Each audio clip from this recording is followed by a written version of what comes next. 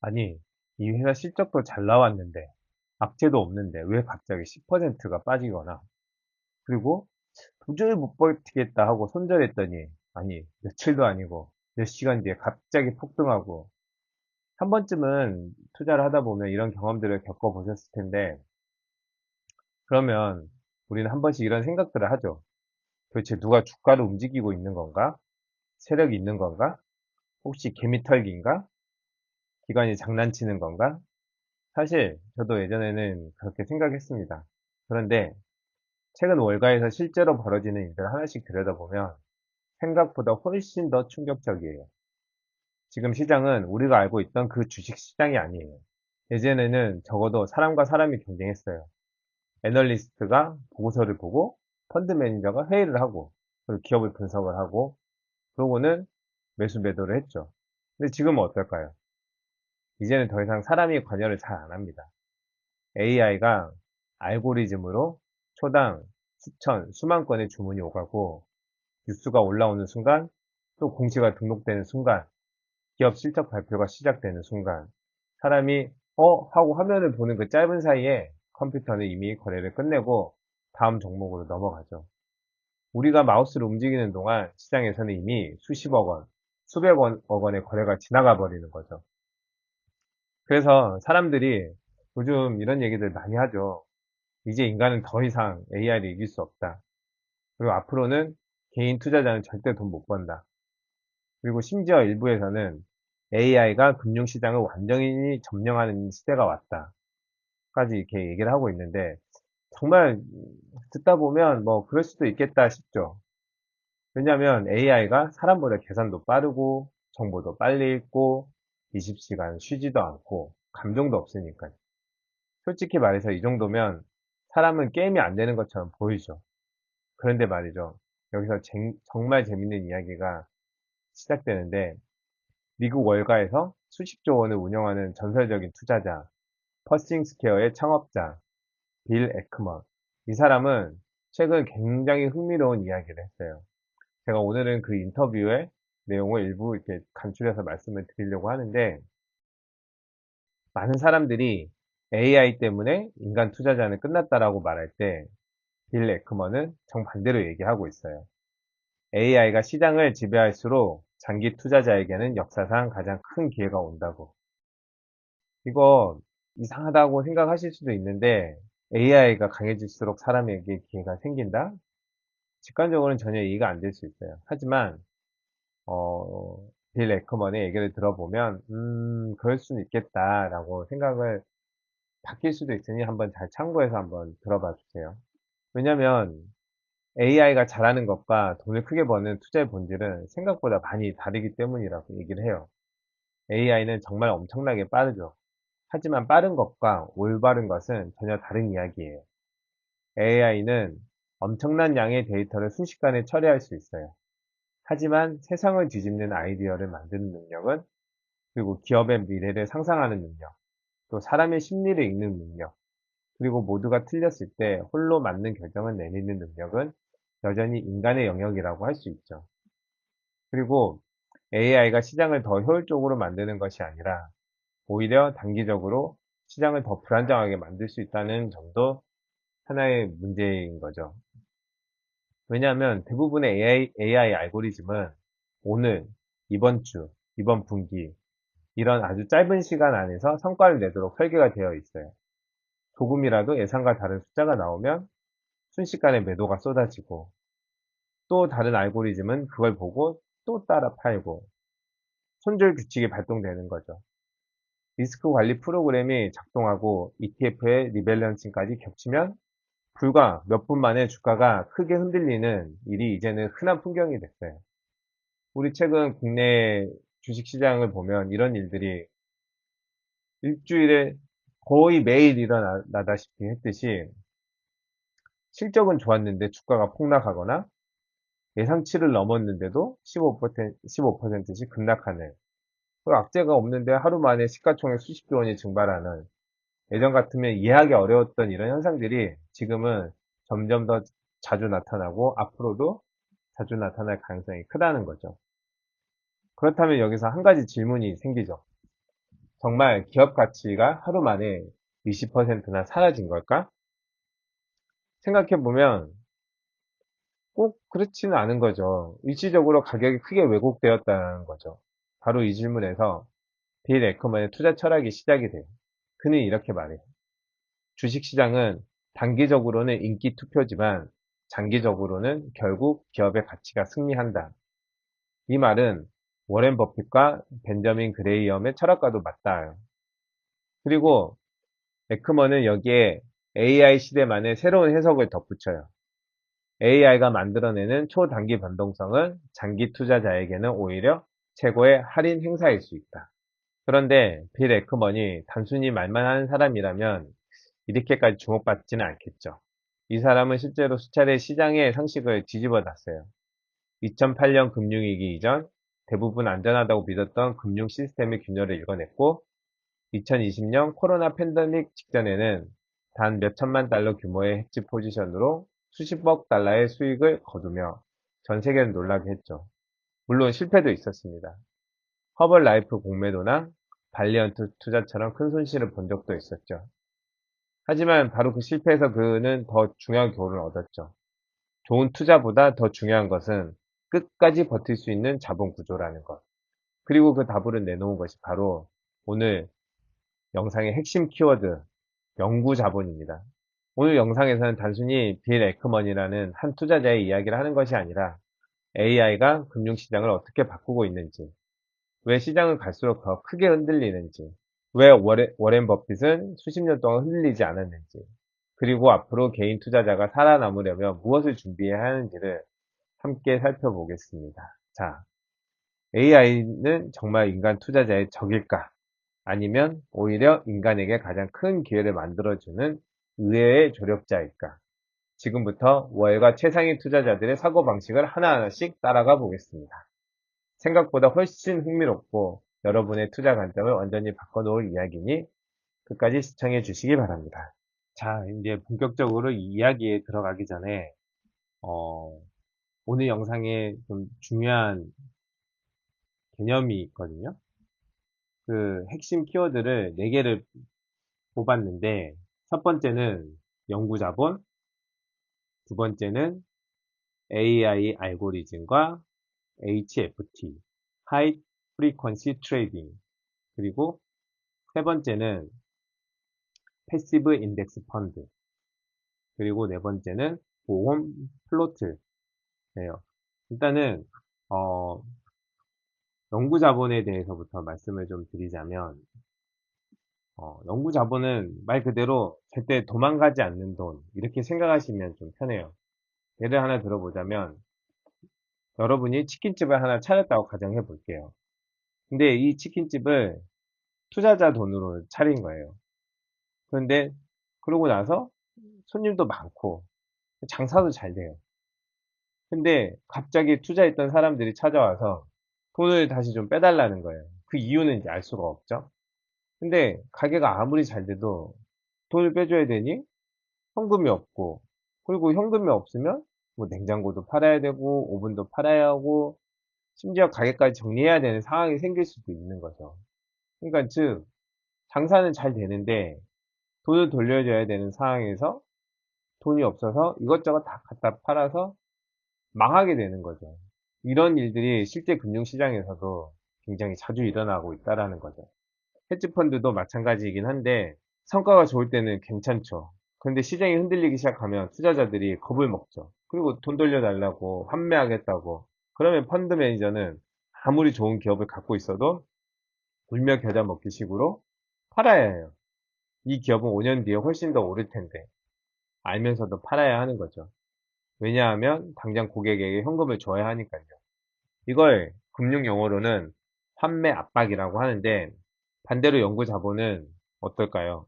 여기서 구조가 완전히 달라지는 거죠. 연구 자본은 투자자가 펀드에서 직접 돈을 빼는 구조가 아니라 자신이 가진 주식을 시장에서 다른 사람에게 팔고 나가는 구조예요. 쉽게 말하면 회사의 금고안에는 돈은 그대로인데 주인만 바뀌는 거죠. 회사는 돈을 돌려줄 필요가 없는 거죠. 그러니까 시장이 폭락해도 억지로 좋은 기업을 팔 이유가 없어지는 거죠. 왜 워렌 버핏이 수십 년 동안 폭락장을 버틸 수 있었을까요? 많은 분들이 버핏은 운이 좋아서, 뭐 아니면 종목을 잘 골라서 이렇게 생각하시는데, 물론 그것도 맞을 수 있어요. 하지만 더 중요한 건 버핏은 팔지 않아도 되는 구조를 만들었다는 것이에요. 이게 정말 중요한 거죠. 좋은 투자보다 먼저 좋은 구조를 만드는 것. 빌 에이크먼이 바로 이 부분을 가장 높게 평가하고 있어요. 그리고 두 번째 키워드로는 AI 알고리즘과 HFT, High Frequency Trading. 이 부분도 뉴스에서 정말 많이 보셨을 텐데, 뭐 고빈도 매매, 아니면 초단기 매매, 뭐 HFT. 쉽게 말해서 사람이 아니라 컴퓨터가 거래하는 건데 엄청나게 빠르게, 정말 상상이 안 될 정도로 빠른데, 사람은 뉴스를 읽는 데만 몇 초가 걸리죠. 실적 발표 자료도 읽으려면 몇 분 필요하죠. 하지만 AI는 뭐 뉴스, 공시, SNS, 기업 발표, 경제 지표, 심지어 컨퍼런스 콜 음성까지 분석해서 그냥 몇 밀리리처 안에 그냥 매매를 실행하는 시스템이 있는 거죠. 여기서 중요한 건 AI가 기업을 뭐 사랑해서 투자하는 게 아니라는 거죠. AI는 이 회사가 앞으로 10년 동안 성장할까? 이걸 고민하지 않는다는 거예요. 대부분의 알고리즘은 지금 5초 뒤에 오를까? 오늘 종가가 어떻게 될까? 여기에 집중합니다. 그래서 작은 숫자 하나에도 굉장히 민감하죠. 예를 들어 기업이 실적 발표를 했어요. 매출은 예상보다 좋았고 이익도 좋았어요. 그런데 CEO가 컨퍼런스 콜에서 다음 분기에는 비용이 조금 증가할 수도 있습니다. 딱 한마디 했어요. 그러면 AI는 이 문장을 부정적으로 해석할 수도 있다라는 거죠. 그러면 자동으로 매도가 나가죠. 또 다른 알고리즘은 주가가 떨어지는 걸 보고 추가 매도를 하죠. 거기에 리스크 관리 프로그램, 또 자동 손절, ETF 리밸런스까지 겹치면 순식간에 주가는 크게 흔들릴 수밖에 없다라는 거죠. 실제로 최근 미국 시장에서는 실적이 예상치를 웃돌았음에도 주가가 급락하거나, 반대로 실적이 다소 아쉬웠는데도 미래 가이던스를 이유로 급등하는 사례들이 자주 나타나곤 했어요. 즉 시장은 숫자 하나보다 앞으로의 기대와 알고리즘의 해석이 더 크게 반응하는 경우가 많아졌다는 뜻입니다. 자, 그렇다고 오해하시면 안 돼요. HFT가 시장을 망친다? 이렇게 단순하게 볼 문제는 아니에요. HFT는 시장의 유동성을 높여주고 매수 매도 효과를 촘촘하게 만들어 거래 비용을 낮추는 긍정적인 역할도 하기 때문이죠. 하지만 극단적인 변동성이 발생하는 순간에는 이런 알고리즘들이 같은 방향으로 움직이면서 주가의 움직임을 더 크게 만드는 경우가 있다는 거죠. 이 부분을 잘 이해를 하셔야 되는 거예요. 그리고 세 번째로 이제 패시브 인덱스 펀드. 이것도 정말 중요한데, 사실 지금 미국 시장을 움직이는 가장 큰 돈은 헤지 펀드가 아니에요. 패시브 자금이에요. 여기서 패시브라는 거는 말 그대로 생각하지 않고 따라가는 투자예요. 예를 들어 S&P 500 ETF를 샀다고 해볼게요. 그러면 ETF는 애플, 마이크로소프트, 엔비디아, 아마존 이런 기업을 시가총액 비율대로 자동으로 사게 되죠. 기업을 분석을 안 해요. CEO를 평가하지도 않죠. 그리고 공장을 보러 갈 이유도 없어요. 그냥 지수에 들어있으니까 사는 거죠. 그래서 이런 현상이 생기는 거예요. 애플의 시가총액이 커지면 ETF는 더 사죠. 그리고 엔비디아가 올라가면 또 더 사죠. 반대로 지수에서 빠지면 기업이 아무리 좋아도 자동으로 파는 거죠.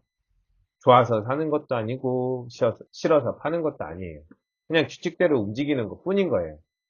지금 10여 년간 미국 증시로 유입된 자금의 상당 부분이 액티브 펀드보다 ETF와 인덱스 펀드로 흘러가면서 이런 규칙 기반 자금의 영향력이 과거보다 훨씬 커진 건 사실이에요.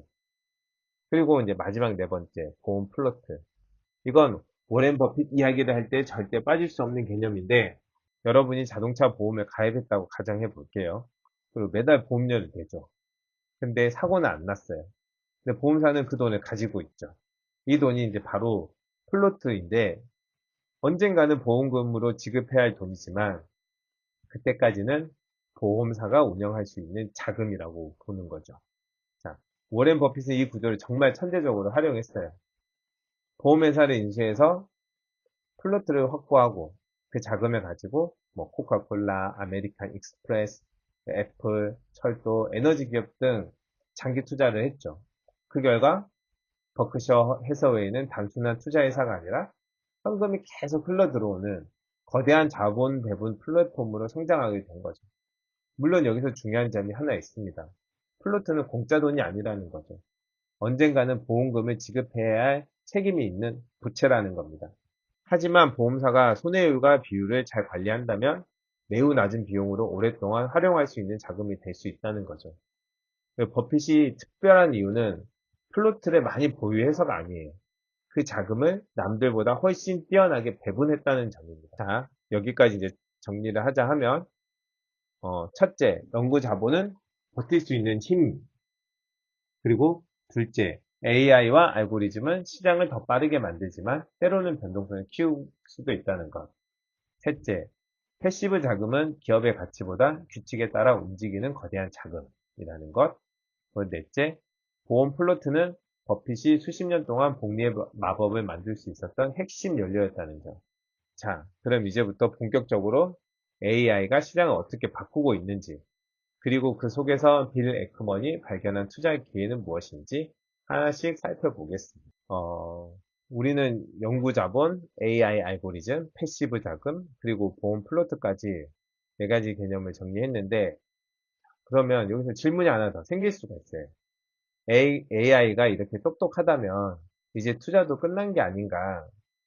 사실 많은 사람들이 그렇게 생각할 수도 있는데, 왜냐면 AI가 기업 보고서도 있고, 실적 발표를 분석하고, 뉴스를 실시간으로 해석하고, SNS 분위기까지 분석을 하니, 과연 사람이 이길 수 있을까 하는 의문이 들 수 있죠.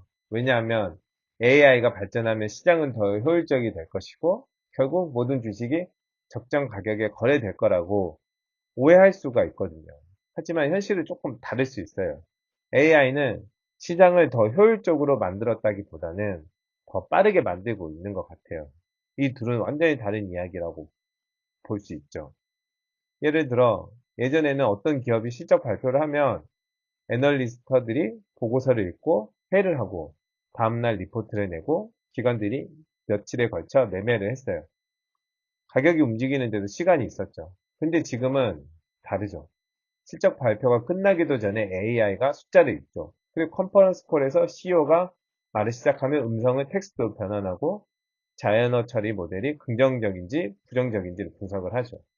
그리고 몇 밀리리터 안에 첫 주문이 나가고 그 움직임을 감지한 다른 알고리즘들이 연쇄적으로 반응을 하죠. 사람이 실적 나왔네 하고 스마트폰을 꺼낼 때쯤이면 시장은 이미 1차 반응을 끝낸 상태인 경우도 적지 않다라는 거예요. 여기서 많은 개인 투자자들이 가장 답답해하는 상황이 나오죠. 여러분도 이런 뉴스 보신 적 있을 거예요. 사상 최대 실적. 그런데 주가는 마이너스 12%. 또는 매출도 늘었고 영업이익도 늘었고 순이익도 늘었는데 주가는 폭락. 도대체 왜? 정말 이상하다 생각을 했을 텐데 사실 여기에는 여러 이유가 있을 수 있죠.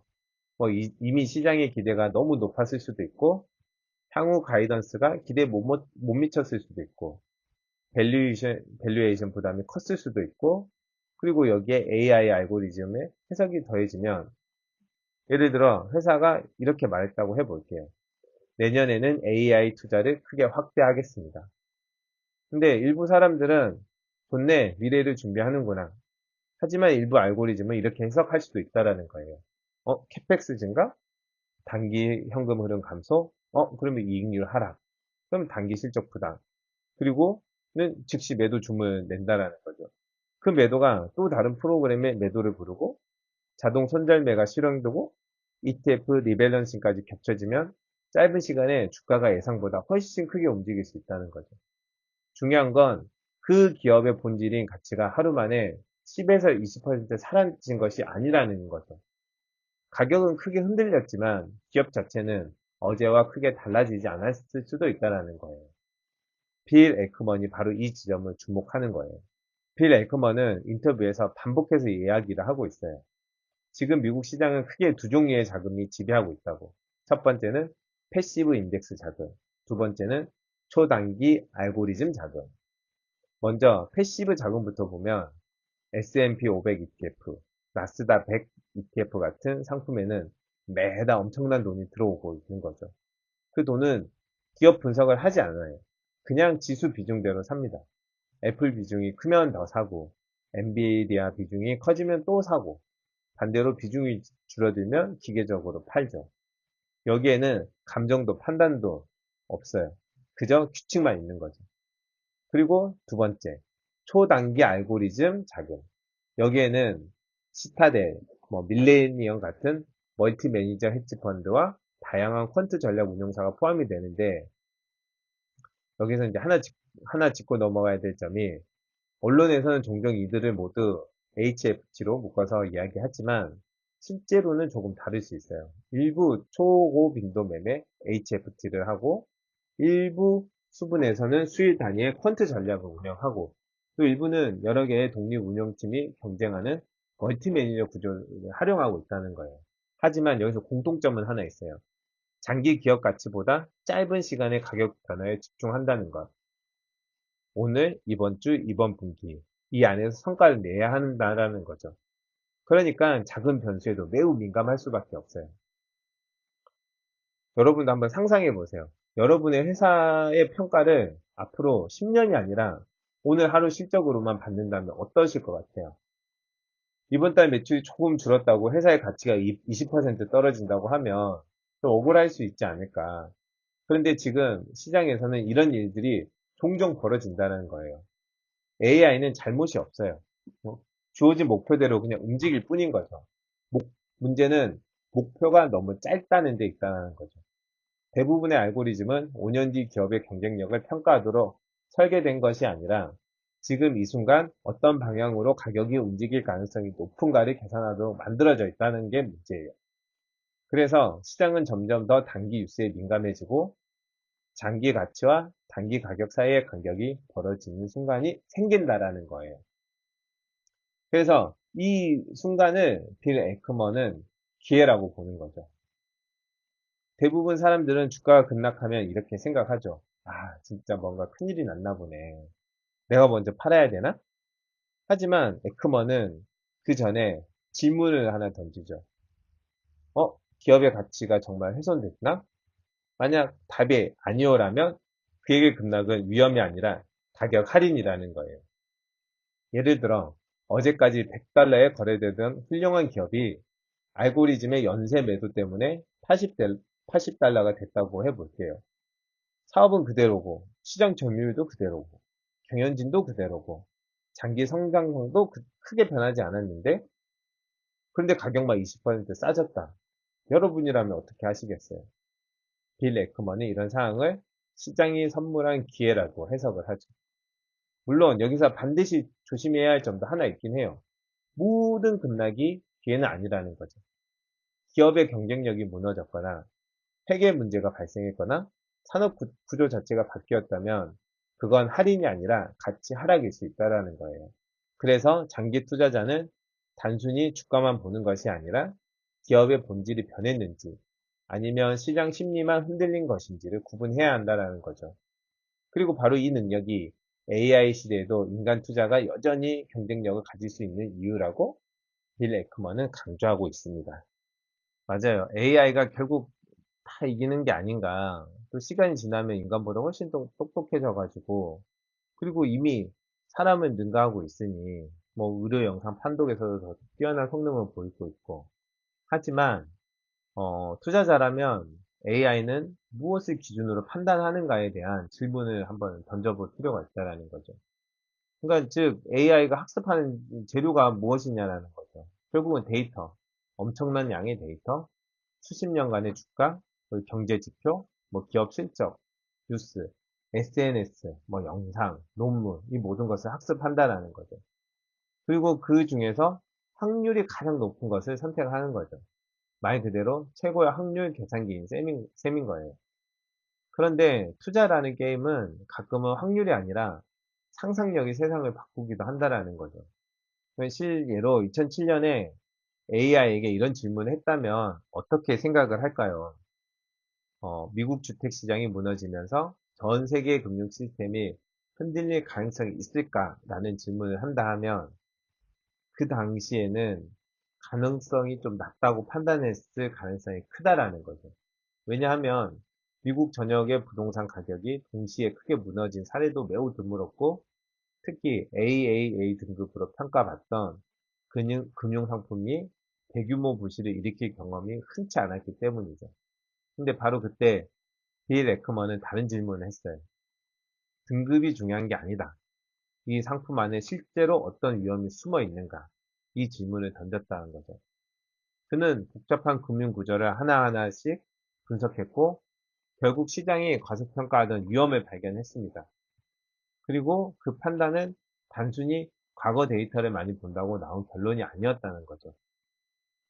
기존의 상식을 의심하는 사고가 있었기 때문에 가능한 일이었다는 겁니다. 그리고 코로나 때도 마찬가지예요. 당시 대부분의 시장은 꽤 낙관적이었어요. 중앙은행도, 기업들도, 시장도 곧 끝나겠지라는 분위기가 강했죠. 그런데 에크먼은 다른 그림을 봤어요. 만약 전 세계가 동시에 멈춘다면 이 질문 하나가 엄청난 결과를 만들었습니다. 그는 금융시장 위험에 대비하는 CDS, 신용부도 스와프의 형태의 헤지 포지션을 구축을 했어요. 여기서 많은 기사들이 그가 2,700만 달러로 26억 달러를 벌었다 이렇게만 이야기하는데 사실 더 중요한 건 그 다음이에요. 시장이 폭락하자 그는 그 헤지 포지션에서 막대한 현금을 확보했고 그 돈으로 자신이 장기적으로 믿는 기업들의 주식을 공격적으로 매수했다라는 거죠. 헤지는 목적이 아니라 수단이었다는 것입니다. 공포 속에서 살 수 있는 현금을 만드는 전략이었다는 거죠. 이 차이가 굉장히 중요합니다. 그리고 빌 에이크먼이 모든 투자에서 성공했었던 건 아니에요. 그 대표적인 것이 발리언트 투자였는데 당시 에크먼은 기업의 성장 전략을 높게 평가했고 또 대규모 투자를 단행했다고 해요. 하지만 약가 인상 논란과 회계 문제, 시장 신뢰 붕괴가 겹치면서 주가는 급락했고 퍼싱스퀘어는 막대한 손실을 입었다고 해요. 또 허벌라이프 공매도 역시 예상보다 훨씬 긴 싸움이 되었고 그가 실패를 통해 배운 것이 종목이 아니라 자본 구조였다는 점입니다. 아무리 맞는 투자라도 내가 먼저 무너지면 의미가 없다는 이 한 문장이 그의 투자 철학을 완전히 바꿔놓게 되었죠. 그래서 그는 연구 자본에 집착하기 시작을 한 거예요. 좋은 투자 아이디어보다 더 중요한 것은 끝까지 버틸 수 있는 구조라는 것을 알았기 때문이죠. 우리가 투자를 하다 보면 개인 투자자들이 이런 경험들이 한 번씩 있었을 거예요. 뭐 좋은 기업에 투자를 했는데 뭐 생활비가 필요해서든지 아니면 신용이 막혀서이든지 심리적으로 뭐 버티지 못해서라든지 결국은 바닥에서 파는 경우들이 많다라는 거죠. 근데 이게 개인만의 문제는 아니라는 거예요. 기관도 크게 다르지 않다라는 거죠. 판매 요청이 들어오면 아무리 좋은 기업을 가지고 있어도 팔아서 현금을 돌려줘야 된다라는 거죠. 그래서 에크먼은 투자 실력 이전에 자본 구조를 먼저 설계해야 된다는 결론에 이제 도달하는 거죠. 그래서 에크먼은 AI를 또 결코 부정하진 않아요. 하지만 이런 취지의 이야기를 하죠. AI는 엄청난 분석 도구다. 하지만 투자의 모든 것을 대신해 주지는 않는다. 왜냐하면 AI는 이미 존재하는 정보를 가장 빠르게 정리할 수는 있죠. 하지만 아직 존재하지 않는 사업 모델이라든지 새로운 자본 구조, 그리고 새로운 산업의 탄생, 그리고 사람의 행동 변화까지 완벽하게 예측하는 것은 또 다른 문제라고 생각하는 거죠.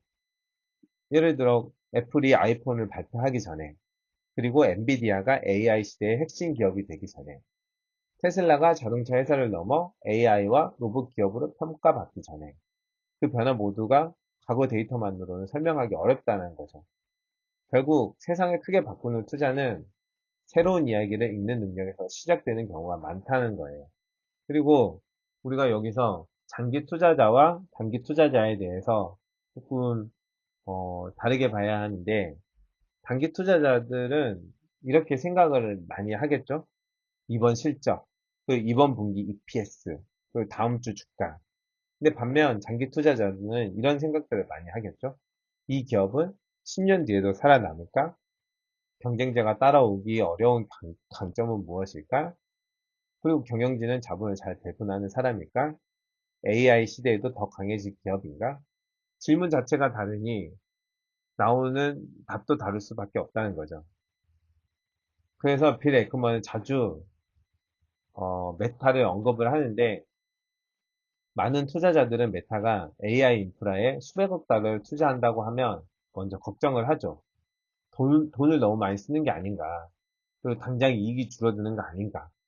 실제로 이런 우려 때문에 주가가 흔들리는 경우도 있죠. 하지만 에크먼은 조금 다르게 보고 있어요. 그는 AI 시대에는 컴퓨팅 인프라, 데이터, 우수한 연구 인력, 그리고 자본력이 경쟁력이라고 보고 있는 거죠. 즉, 지금의 대규모 투자 비용은 단순한 비용이 아니라 미래 현금 흐름을 만들기 위한 기반 시설일 수 있다는 것이죠. 물론 이것이 반드시 성공을 보장하는 것은 아니에요. 하지만 중요한 건 시장이 단기 비용만 보고 과도하게 실망한다면 그 사이에서 장기 투자자는 기회를 찾을 수 있다는 점이에요. 결국 시장은 두 개의 시간이 동시에 흐른다고 보는 거죠. 오늘 하루를 보는 시장, 10년 뒤를 준비하는 시장. AI는 첫 번째 시간을 매우 잘 다루죠. 하지만 두 번째 시간은 여전히 인간의 통찰, 경영진의 실행력, 산업의 변화, 그리고 장기적인 자본 배분이 결정하는 영역이 훨씬 크다는 거예요. 빌 에크먼이 AI를 두려워하지 않는 이유도 여기에 있습니다.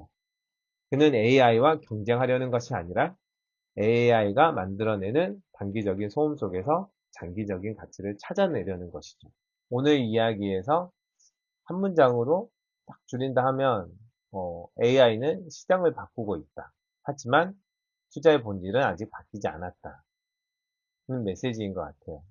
자, 그러면 오늘 한 내용을 5가지 원칙으로 다시 좀 정리를 해보면 첫 번째는 AI는 시장을 더 똑똑하게 만드는 것이 아니라 더 빠르게 만들고 있다는 것.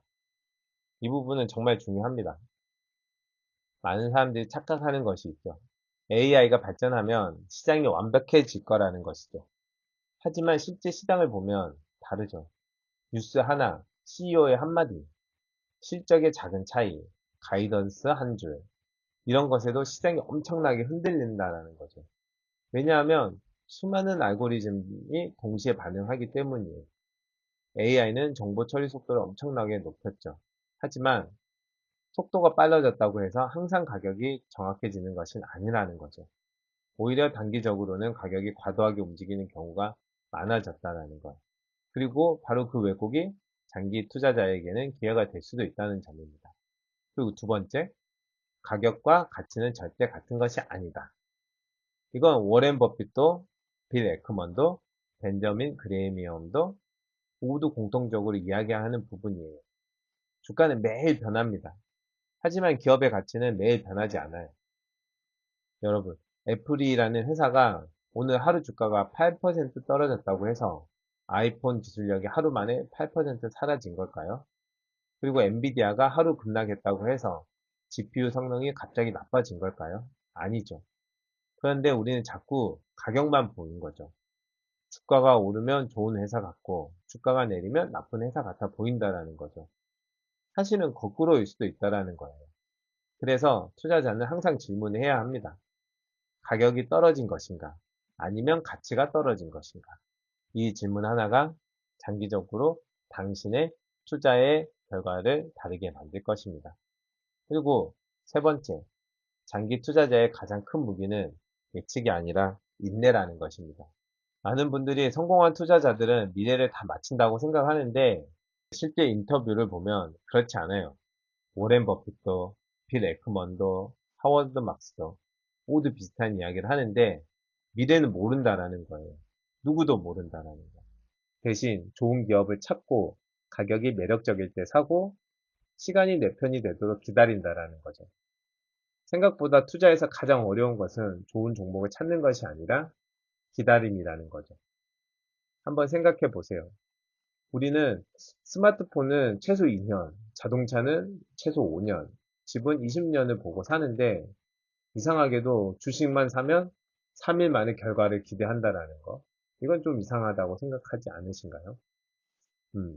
그리고 좋은 기업은 시간이 지나면서 성장을 하고 그리고 복리도 시간이 지나야만 만들어지는데 대부분의 사람들은 복리가 시작되기도 전에 기업이 성장하기도 전에 그 열차에서 내려버린다라는 거죠. 그리고 네 번째는 진짜 실력은 폭락장에서 드러난다라는 거죠. 상승장에서는 뭐 주식을 사든 ETF를 사든 뭐 아무거나 사도 오르는 시장인데 그래서 실력이 잘 보이지 않아요. 하지만 폭락장이 오면 완전히 달라지는 거죠. 그때부터는 누가 현금을 가지고 있는지, 누가 감정을 통제하는지, 누가 원칙을 지키는지가 드러나죠. 빌 에크먼이 코로나 때 보여준 것도 워렌 버핏이 금융위기 때 보여준 것도 결국은 같은 이야기라는 거죠. 폭락장은 좋은 기업이 갑자기 나빠지는 시간이 아니라 좋은 기업을 싸게 살 기회가 생기는 시간이 될 수 있다는 것이죠. 물론 여기서 꼭 기억해야 할 것이 모든 하락이 기회는 아니라는 겁니다. 산업 자체가 무너지는 기업도 있고 경쟁력을 잃는 기업도 있다라는 거죠. 그래서 투자자는 가격이 아니라 기업의 가치를 공부해야 된다는 겁니다. 그리고 마지막으로 다섯 번째, 결국 최고의 투자는 최고의 자본 구조에서 시작된다라는 거죠. 오늘 빌 에이크먼이 가장 핵심적으로 얘기했던 단어는 여러분 기억하시는지 모르겠는데 AI, 주식이 아니라 연구 자본이에요. 왜 그렇겠어요? 좋은 아이디어가 있어도 끝까지 버티지 못하면 의미가 없기 때문이에요. 이 원칙은 우리 같은 개인 투자자에게도 그대로 적용이 되는데 대신 개인 투자자들은 보험 플로트를 만들 수가 없잖아요. 그래서 연구 자본 회사를 세울 수도 없어요. 하지만 비슷한 원칙을 적용할 수 있다는 거죠. 예를 들면 생활비까지 투자하지 않는 것, 빚을 내서 무리하게 투자하지 않는 것, 급하게 팔아야 하는 돈으로 주식을 사지 않는 것, 현금을 일부 남겨두는 것. 이런 것들이 개인 투자자의 연구 자본이 될 수 있다는 거예요. 여러분, 투자자에서 가장 위험한 사람은 틀린 사람이 아니에요. 맞는데도 버티지 못하는 사람입니다. 그러니까 결국 AI 시대에도 사람이 할 일은 여전히 남아 있다는 거예요. 기업을 이해하고, 사람을 이해하고, 산업을 이해하고, 시간을 이해하는 것. 이건 아직도 인간의 영역이라는 거죠. 자, 오늘 이제 영상을 마무리를 하면 AI보다 사실 더 무서운 것은 조급함이 아닌가 생각을 하는 거죠. AI는 절대 조급해야 하지도 않아요. 그리고 감정도 없어요. 욕심도 없고 공포도 없어요. 하지만 인간은 다르죠. 주가가 조금만 떨어져도 불안해하고 뉴스 하나에도 흔들린다라는 거죠. 그리고 인터넷 댓글 하나에도 마음이 바뀌고 그 순간에 가장 비싸게 사고 가장 싸게 파는 실수를 반복한다라는 거죠. 생각해보면 참 아이러니한데 AI가 우리 돈을 이렇게 만드는 것은 결코 아니라는 거죠. 우리 자신의 감정이 가장 큰 적인 경우가 많다라는 거죠. 그래서 워렌 버핏은 이런 말을 했습니다. 주식시장은 조급한 사람의 돈이 인내심 있는 사람에게 이동하는 곳이다. 수십 년이 지난 지금도 이 말은 여전히 유효하다라는 거죠. 아니 어쩌면 AI 시대에는 더 중요했는지도 모르겠습니다. 그리고 저는 빌 에이크먼이 이번에 던진 메시지 중에서 가장 인상 깊었던 부분이 하나 있었는데 그는 AI를 적으로 보지 않았다라는 거죠. 오히려 AI가 만들어낸 단기적인 소음을 장기 투자자의 관점에서 보면 좋은 기회라고 봤다라는 거예요. 이 관점의 차이가 정말 중요합니다. 같은 시장을 보더라도 누군가는 공포를 보고 누군가는 기회를 봅니다. 그리고 누군가는 가격만 보고 누군가는 기업의 가치를 본다라는 거죠. 그리고 누군가는 오늘만 보고 누군가는 10년 뒤를 본다라는 거죠. 결국 투자 성과는 어떤 종목을 샀느냐보다 어떤 시각으로 시장을 바라보느냐에 따라 모든 결과는 달라질 수 있다라는 거죠. 자, 여기서 여러분께 질문 하나 드리고 싶은데 만약 AI가 앞으로 10년 안에 지금보다 훨씬 더 발전해서 시장의 대부분의 단기 거래를 AI가 담당하게 된다면 여러분은 어떻게 투자하시겠습니까? AI를 상대로 더 짧게 매매를 하시겠습니까? 아니면 오히려 더 길게 보고 가시겠습니까? 이 부분은 여러분의 생각이 궁금하니 댓글로 남겨주시면 좋겠습니다. 자, 이제 마지막으로 오늘 영상을 한 문장으로 정리해 보자면 AI는 시장을 움직일 수는 있어도 기업의 본질적인 가치를 만들어내지는 못한다. 결국 시간이 지나면 기업의 경쟁력, 경영진의 자본 배분 능력, 그리고 투자자의 인내심이 수익률을 결정하게 된다는 거죠. 오늘부터라도 뉴스의 속도보다 기업의 방향을 먼저 보는 투자자가 되셨으면 좋겠습니다. 자, 오늘 영상이 도움이 되셨다면 구독과 좋아요, 그리고 알람 설정까지 부탁드립니다. 앞으로도 단순히 좋은 정보를 추천하는 콘텐츠가 아니라 월가의 투자 과장들은 어떻게 생각하는지, 왜 그런 결정을 내렸는지, 그리고 우리가 실제 투자에 어떻게 적용할 수 있는지를 깊이 있게 풀어드리도록 하겠습니다. 지금까지 시청해주셔서 진심으로 감사합니다. 다음 영상에서는 더 흥미롭고 더 깊이 있는 투자로 다시 찾아뵙겠습니다. 감사합니다.